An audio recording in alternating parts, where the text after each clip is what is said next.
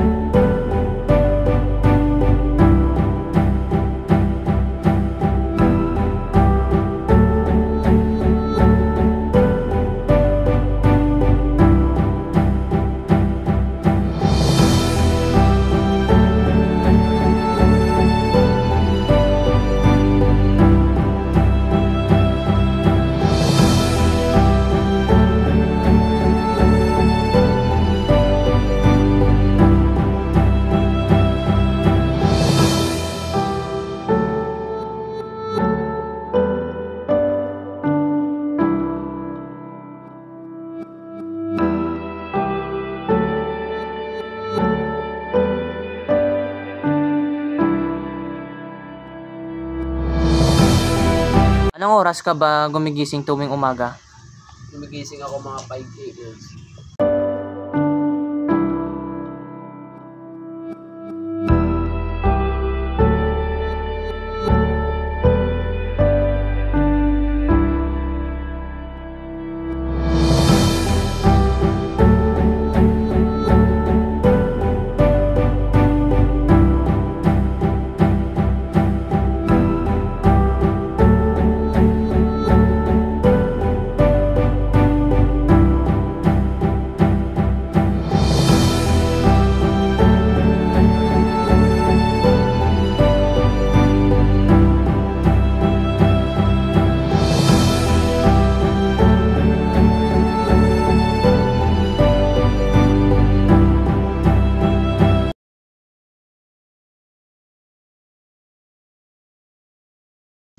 Ano ba yung mga tinatrabaho mo kapag gumigising ka ng 5 a.m.?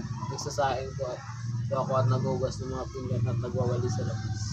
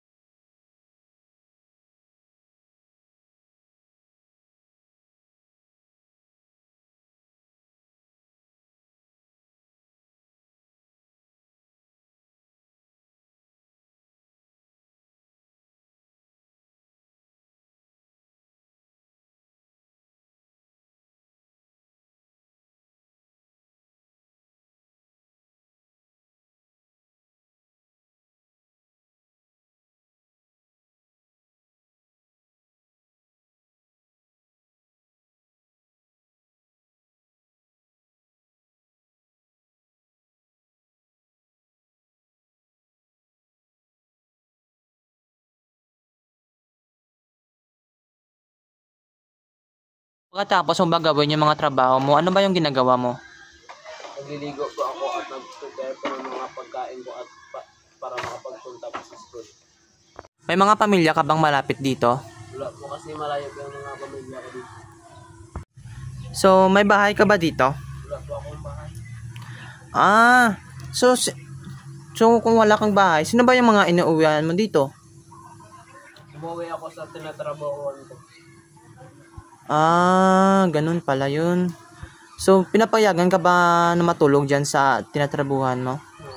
Hindi ako matulog kapag sinatatrabaho naman ako dyan. Alam yung problema. Hindi ka ba nahihirapan matulog sa bahay ng ibang tao? Minsan mahirap rin kasi malayo ka sa pamilya mo, pero okay lang naman. Namimiss mo ba yung mga pamilya mo? Namimiss ko rin sila. Siyempre matagal ko na yun. Hindi nakikita yung mga pamilya ko. So, may pagkakataon ka bang pumunta doon saan ba yung bahay niyo? Sa Bukay Pahit po. Ah, malayo pala dito sa atin. Doon pa sa sa Coronadal? Doon po. So, kaya mo bang puntahan yung mga pamilya mo doon? Kaya ko rin naman, pero paminsan-minsan lang kasi malayo. Hindi ba mahirap yung mga daanan doon sa Bukal Pait? Sa Bukay Pahit. Mahirap rin naman, kaso pag may pera ka, okay lang naman. Madali lang naman. May mga kapatid ka rin ba? Wala ako mga kapatid, pero sa stepfather ko meron. So, ilang magkakapatid ba kayo? Kung pagsasama-samahin kami, 7 kaming lahat. Ay, ano pala? Naghanap pala ng bago si mama mo. So, nasaan ba yung tatay mo? Hindi ko po kilala eh. Ay, iniwan ka ba? Iniwan kayo? Iwan ko, hindi ko kasi nakikita yung tatay ko. Pero nakikita ko.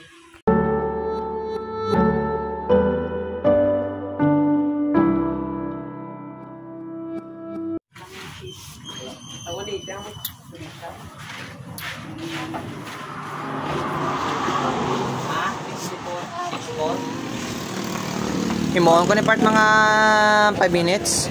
7 5 minutes ah. 200.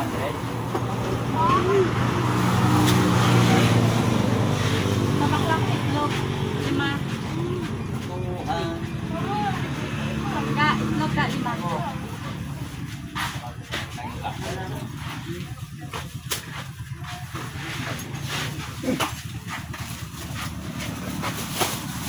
Itlog ko, ako. Kung bukait ka din. Talagang ito.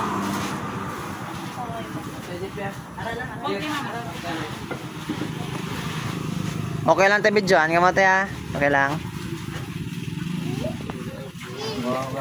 Madala na may sa dokumentary na mo na. 587 naman siya. Sila? 587. Ay, 787. Wait na, harap ako.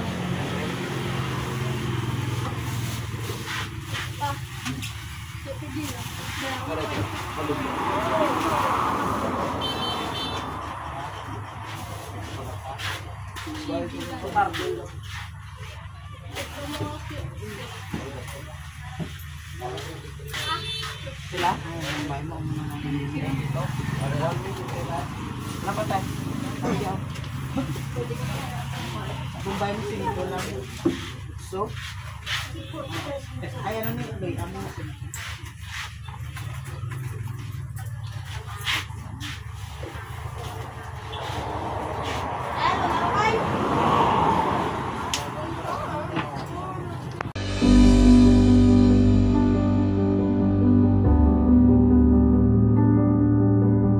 Hindi ka ba nahihirapan sa mga ginagawa mo?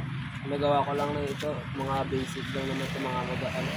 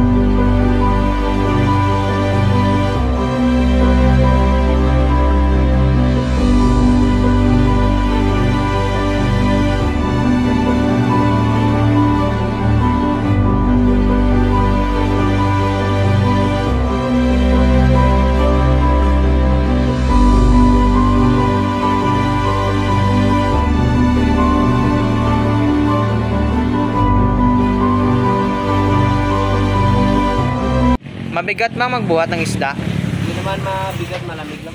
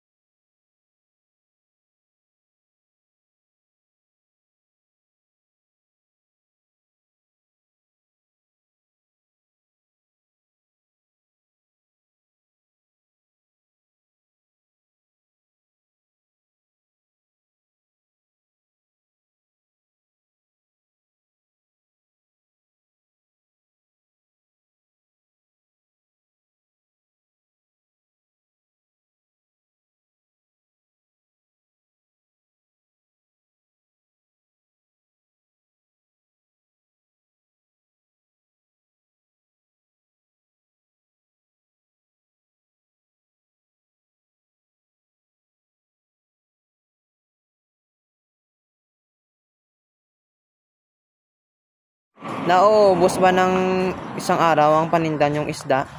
Minsan nauubos, minsan mga 3 araw or minsan 2 araw.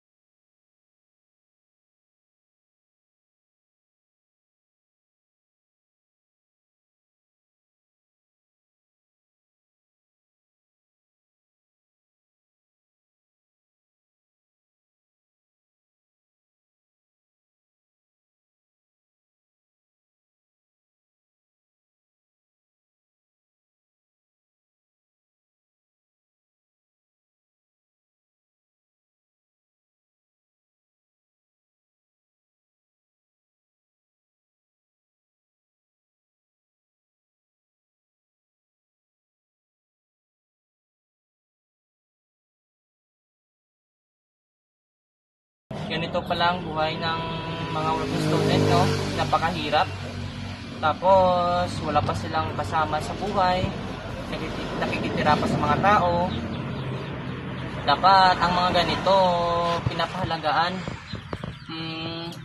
Hindi din dapat ang mga working student malalaman din ng mga teacher na ganito pala kahirap ang buhay nila kasi pagkatapos mag-eskwela, trabaho, walang pahinga-pahinga, tulog lang, tulog, kain. So ganito pala ang trabaho ng mga working student, no? So kailangan meron din tayong awa sa kanila, hindi natin sila papahirapan masyado.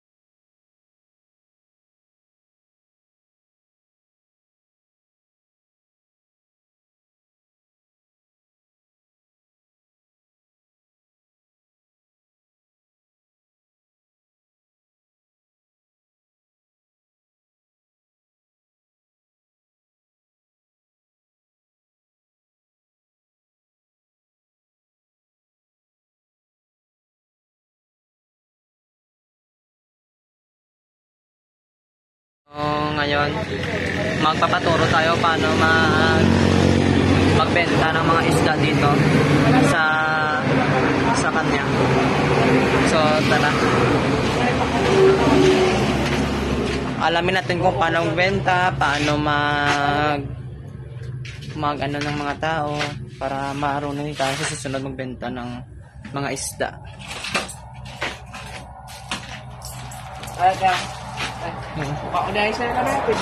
So ngayon meron siyang binibentahan na tao. Binibenta pa siya. Tapos pagka alis ang tao ng ito, magpapaturo tayo magbenta sa kanya. Paano ba paano? Magbenta ito. Ganito po, baga mag-kilo kagawin. Ano pa yung, kung magkano po ang bili nito. Ito pa ay 64. 64. Ayo guys. Kita. So, paano ba, hindi ka ba nalilituhan sa mga ano ba yung kilo nila? Hindi naman po kasi matagal na po ako dito nagtatrabaho. Naman po. Kaya pa kita po. So itong chicken feet, ilang kilo ba to? 135. 135. Yep. Itong naman isda na to. 170. So naano mo na pala na alam mo na pala lahat ng mga kilo. Ito naman magkano ba tong kilo na to? 220. 220 po yan. Tapos dito mo nilalagay yung yung presyo at saka yung binta. Kahit ganito lang po ang buhay ko, hindi pa rin ako susuko. Kahit gano'n kahirap kakayanin ko po. Believe talaga ako sa mga working student, kahit ganito lang sila, hindi sila sumusuko dahil alam nila may kinabukasan sila na darating na maganda. So, ngayon naman magpapaturo tayo sa kanya paano naman yung ginagawa niya sa mga umahan sa palayan. So, tara guys, samahan niyo ako para matunghayan yung mga ginagawa niya sa palayan at magaya yun. So dali pala yung mga hahagbasin natin. Ganito magagbas, tuturuan kita. Yan. Ito sa mabot. Garman. Sige. Doon tayo sa pinakaibabaw. Doon. Guys, tuturuan tayo ngayon ng ating working student na maghagbas. Para marunong din tayo maghagbas ng mga ganito. Paano ba ganito? Ganyan. Ganito? Ganyan. Tama ba? Tama, Jay. Good. Ganito ba? O ganyan. Good, very good. Kailan mo ito natutunan? Nung bata pa ko, yung 1 years old. 1 year, yung totoo. 22 years old. Ano pa? Okay na. Huwag na. Pasok na. So, mga pila ba makukuha mo ditong sahod? 250 po sa sa kalahating araw. 250 sa kalahating araw. Guys, 250 sa kalahating araw, magaganito lang tayo. Hagbas, di ba to? Magbas. Hagbas ng kahon? Kahon. Good. Hindi ka ba na iinitan? Kasi ang sobrang init siguro yun eh. Kita maitim na ako. Sobrang init. Di ka ba na nainitan sa ganito nga ginagawa mo pang araw-araw? Hindi mainit.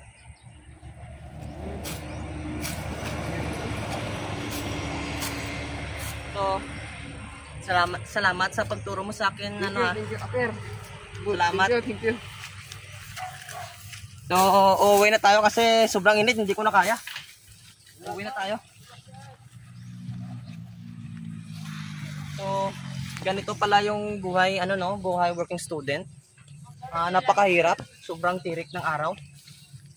So, hindi basta-basta yung buhay ng working student kasi kita nyo naman yung pakahirap. Tapos, yung sahod nyo 250 lang, 250 per day. Hindi kaya nang susuntuhan yung mga mga project. Mahirap talaga guys ang buhay working student. Kumusta po sa lahat? At maraming salamat sa panonood ng aking pelikula. Talaga pong ibinubuhos ko ang puso ko sa proyektong ito at sana po ay nabigyan ko kayo ng idea tungkol sa mundo ng isang working student. Aminin na natin ang pagsabay sa trabaho, pag-aaral at buhay. Araw-araw yan na napagkayod. May mga araw na halos wala kang ng lakas. At pinagdududahan mo ang bawat desisyon. Pero gusto ko ring ipakita sa pelikulang ito ang kahangahangang lakas at tibay ng mga working student. Hindi lang tayo basta nakaka-survive. Umuunlad tayo. Isa sa pinakamahalagang natutunan ko ay ang pagpapahalaga sa oras. Bawat minuto ay mahalaga kapag marami kang ginagawa. Pero mas importante, natutunan ko ang kahalagahan ng pag-aalaga sa sarili. Okay lang mapagpahinga, mag-recharge, at humingi ng tulong kung kailangan. Naaalala ko, minsan, sobrang pagod na pagod ako kaya muntik na akong mag-resign sa trabaho ko. Pero napagtanto ko na kailangan kong unahin ang aking kapakanan. Sa lahat ng working student na nanonood nito, nakikita ko kayo.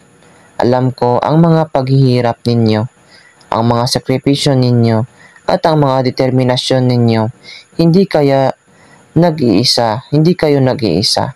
Bahagi kayo ng isang komunidad ng mga determinado at ambisyosong individual. Nahuhubog ng kanilang sariling kinabukasan.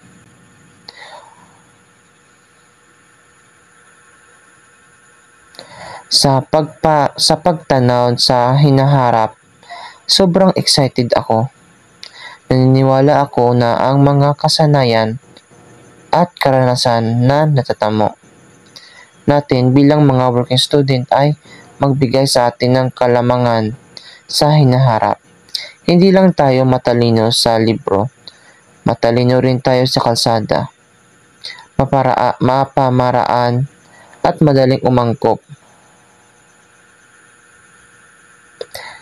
Gusto kong hikayatin ang lahat na suportahan ang mga working students sa inyong komunidad. Kung ito man ay pag-aalok ng mentorship, pagbibigay ng resources, o simpleng pagpapalaganap ng kamalayan. Malaking tulong ang bawat isa. Lumikha tayo ng isang network ng suporta at paghihikayat para sa mga nagsusumikap upang makamit ang kanilang mga pangarap. Kaya, patuloy lang kayong sumulong. Patuloy kayong maniwala sa inyong sarili. Ang inyong pagsusumikap ay talagang magbubunga. Kailangan ng mundo ang inyong mga talento, ang inyong mga pananaw, at ang inyong hilig. Maraming salamat ulit sa panonood.